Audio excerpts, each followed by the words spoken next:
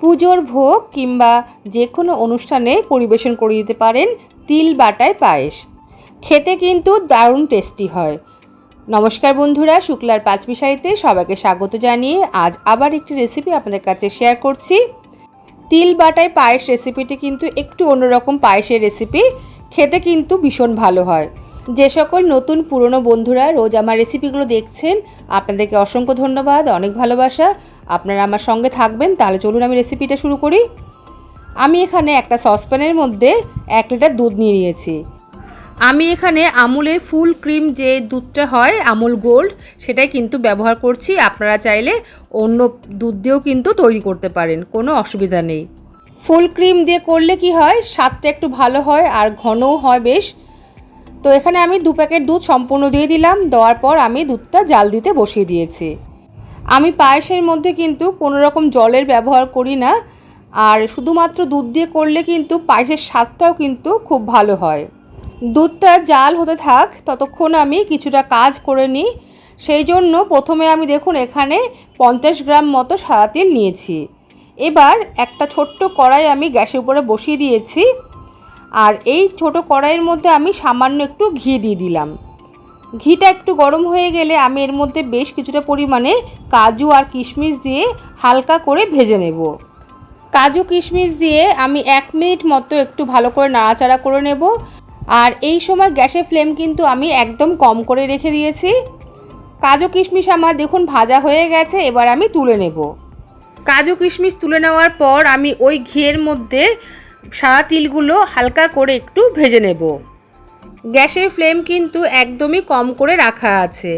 এবার তিলগুলো দিয়ে মিনিট 2 আমি হালকা করে ভেজে নেব। খেয়াল রাখবেন যাতে তিলগুলো পুড়ে না যায়। দেখুন তিলগুলো কিন্তু আমার ভাজা হয়ে গেছে। এবার আমি তিলগুলো নামিয়ে নেব, নামিয়ে ভালো করে ঠান্ডা করে নেব। এদিকে দেখুন দুধটাও কিন্তু বেশ অনেকক্ষণ ধরে জাল দেওয়া হয়ে গেছে। এবার আমি যেটা ভুলে গেছিলাম সেটা দিয়ে দেব, সেটা হচ্ছে গুঁড়ো দুধ। দুধ জাল দেওয়ার সময় উষ্ণ থাকা অবস্থায় আমি গুঁড়ো দুধটা দিতে ভুলে গেছিলাম, তাই একটুখানি দুধ আমি তুলে নিয়ে হালকা ঠান্ডা করে আমি তার মধ্যে 3 টেবিল চামচ মতো গুঁড়ো দুধ গুলে নিয়ে এই গরম দুধের মধ্যে দিয়ে দিয়েছি। এর ফলে এই গুঁড়ো দুধ গোলাটা কিন্তু এই গরম দুধের সাথে ভালো মতো মিশে যাবে, কারণ এই গরম দুধের মধ্যে কিন্তু গুঁড়ো দুধ ডাইরেক্ট দেওয়া যায় না, তাহলে কিন্তু গুটলি পেকে যাবে। এদিকে আমি 50 গ্রাম গোবিন্দভোগ চাল আগে থেকে ভালো করে ধুয়ে রেখেছিলাম, ধুয়ে জল ঝরিয়ে নিয়ে একটা মিক্সিং জারের মধ্যে দিয়ে দিলাম।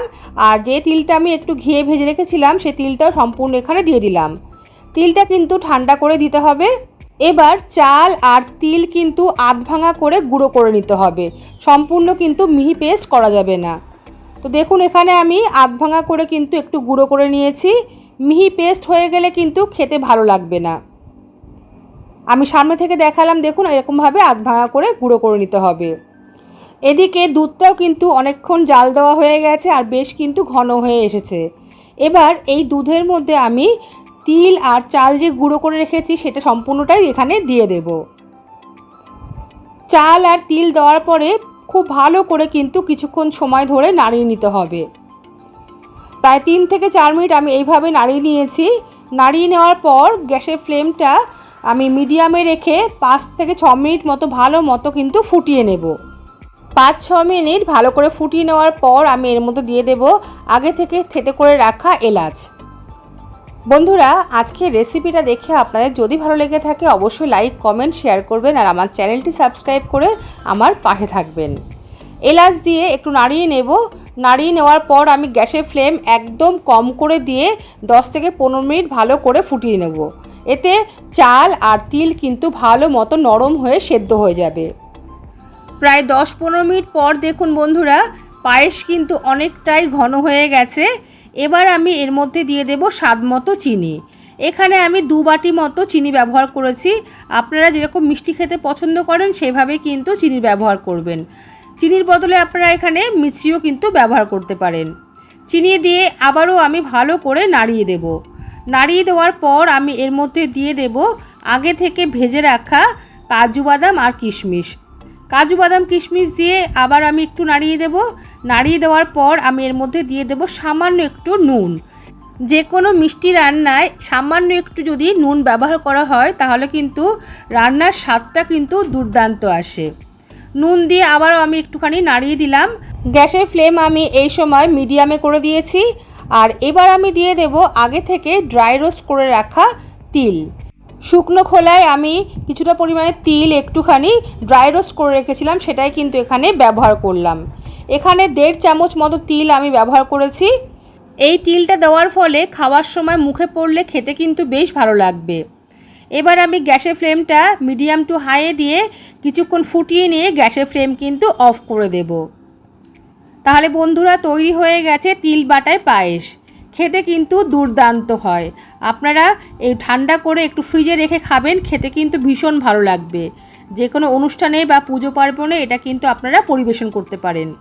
উপর থেকে ড্রাই রোস্ট করে রাখা তিল আর একটু কাজু বাদাম দিয়ে আমি সাজিয়ে পরিবেশন করলাম।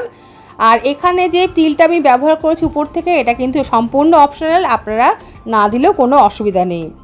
একবার হলেও আপনারা এই তিল বাটার পায়েসটা বাড়িতে ট্রাই করবেন আর আমাকে কিন্তু অবশ্যই কমেন্ট করে জানাবেন।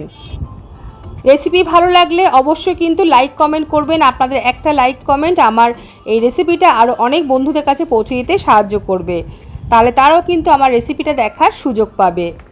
তাহলে আজ এই পর্যন্তই, আসবো আবার অন্য কোনো রেসিপি নিয়ে। সবাই ভালো থাকবেন, সুস্থ থাকবেন। সবাইকে আজকের মতো টাটা।